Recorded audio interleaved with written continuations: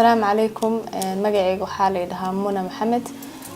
waxaan ka shaqeeyaa Isuroon waxaana qabtaa arimaha ku saabsan caafimaadka iyo wacyigelinta bulshada. marka waxaan rabaa maanta in la wadaago waxa waaye saddex arimood. arinta koowaad waxa waaye qofka habka uu mataqaana u fahmi karo systemka caafimaadka Mareykanka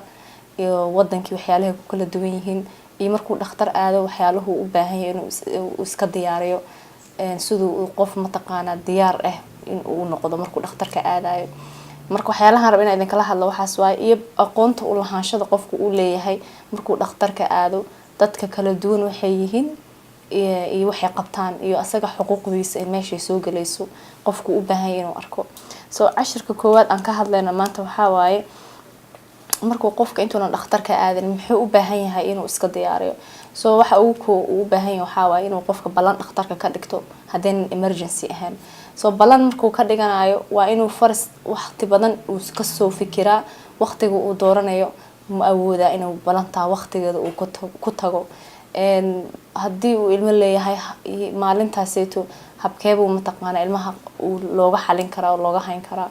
qofku waa inuu plan ahead ku sameeyo markuu balan leeyahay. reasonka uu plan garanayo waxa wadankan aad bay muhiim u tahay qofka balanta dhakhtarkiisa inuu ku imaado. haduuna ku imaadin dhibaatooyin badan kaga imaan kara balanta dhakhtarka hadaa gooysid ama hadaa marwalba waqti dambe aad tagtid. waxyaalaha kaaga imaan kara number 1 in systemka lagu geliyo in aad soo daahitaankaada uu badan yahay oo soo daahdid. hadda sida waxyaalaha kaleegniyaha ka badan oo cusub hadda waxay adopt garanayaan policy oo late-ka qofku markuu soo bato in laga mamnuuci karo kliniga inuu ku soo laabanin. dhibaatadaasna way leedahay in mataqaana daahitaanka ay leedahay. waxa muhiim ah in waqtigan ina ilaalino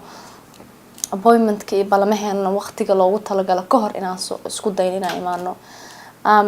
waxa ka labaad aan rabo inaan idin kala hadlo waxa waaye marka balanta leedahay waxa fiican in waxyaalaha u baahan oo muhiimsan ina ogaatid. number 1 waxaad u baahan tahay kaarkaaga caafimaadka. number 2 waxaad u baahan tahay insurance-kaaga kaarka caafimaadka iyo state ID-gaaga wax wajigaaga muujinayo iyo address-kaaga iswaafaqsan. waajib ma inuu address-kaaga ku yaalo ID-ga bad waxa uu muhiimada waa in wajigaaga ku yaalo magacaaga iswaafaqsan yahay. ID iyo kaarkaaga caafimaadka iyo daawooyin hadii jiraan oo aad qaadanaysid una dhakhtarka ogeyn. dadka qaarkooda waxa aad u fiican hadii dhakhtarka daawo ogeyn inaad daawada naftarkeeda aad keentid adoona sawir ka qaadan. hadaas aad awoodin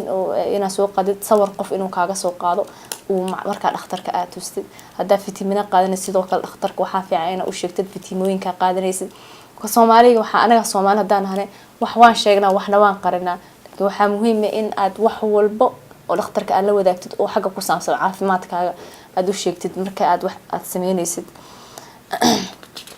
waxa labaad aan u baahanahay waxa waaye anaga hadaa Soomaalina dhakhtarka waxaan aadnaa marka xanuunsanahay. waxa aad u fiican oo muhiim ah u tahay in qofka uu dhakhtarka aado markuu xanuunsanayn. maxaa ula jeeda waa baaritaan. muxuu iska baarayaa su'aal wax walba uu iska baarayaa. wuxuu iska baarayaa HIV, wuxuu iska baarayaa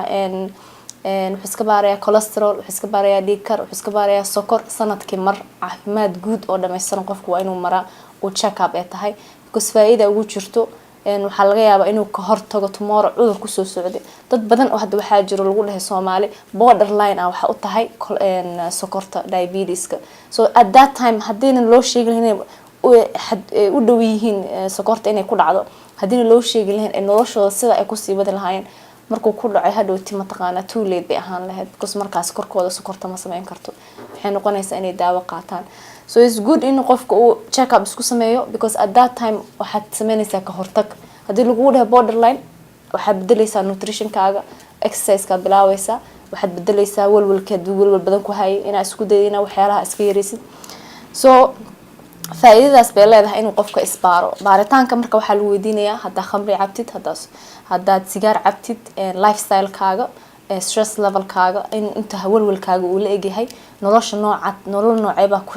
aad ku nooshahay, miyaad shaqaysaa, shaqo nooce waxyaalahaas bay qofka ay weydiiyaan markuu physical check-up ama wellness check-up lagu sameeyo qofka. marka waxa qodobka saddexaad waxa waaye balanta qofka markuu ku imaado waqtigiisa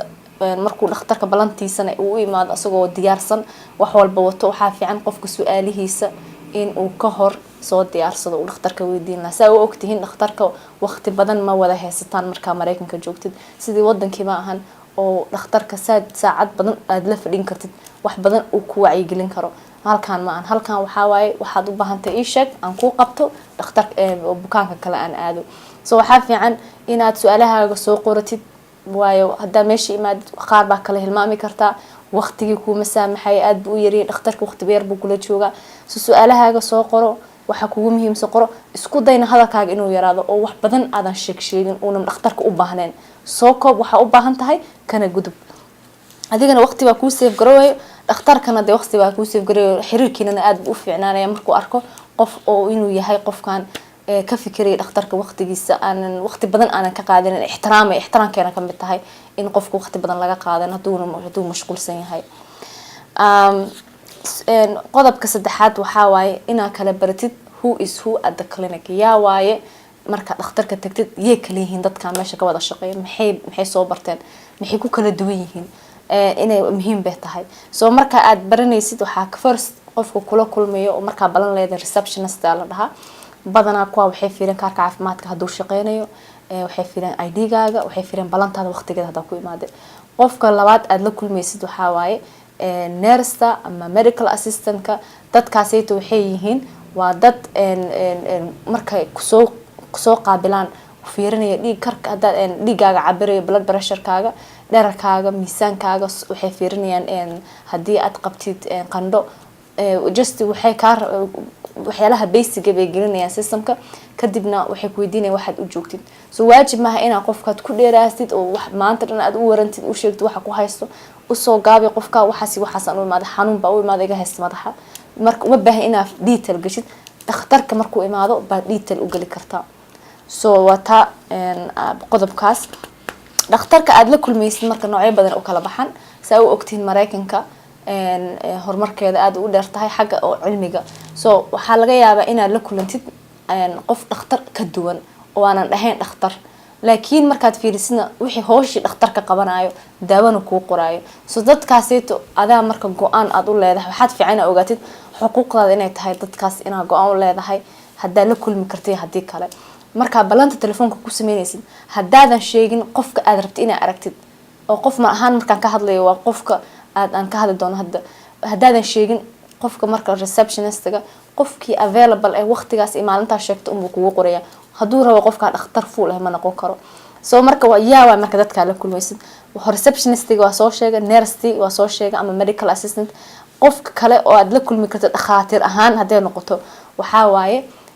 saa u ogtiin dhakhtarka caadiga oo dhakhtarnimo dhameysan soo maray ugu yaraan 8 sano oo 4 sano dhakhtarnimo 4 sano undergrad kadibna qofka wuxuu soo maray training buu sameeyay ugu yaraan 10 sano ilaa 12 sano trainingka dhakhtarnimada dad kale waxa jiro oo aan dhakhtar ahayn laakiin la wadaago xogaa hoosha qofkaas marka hore u soo sheegay waxay usually loo magac loo isticmaalaa physician ama medical doctor labada mid waa loo isticmaalaa qofka kale aad aragtid waxa way nurse practitioner saad ogtiin nurse practitioner-ka waa qof nurse-nimo taqasuskeeda ay tahay 4 sano markuu soo dhameeyay undergrad uu ku daray 2 sano oo ku baranayo xanuunaha kala duwan iyo daawooyinkooda uu markaas oo fursad u heli karto qofku inuu la kulmo hadii uu comfortable ku yahay nurse practitioner-ka badalka dhakhtarka nurse practitioner-ka dhakhtarka hawshiisa kale qabanaysa laakiin waxyaalaha qaarkooda badanaa ma qaban karto marka extensive ay tahay arinta adag tahay qofka saddexaad aad la kulmi kartid waxa waaye physician assistant waa qofkan qof ma taqaana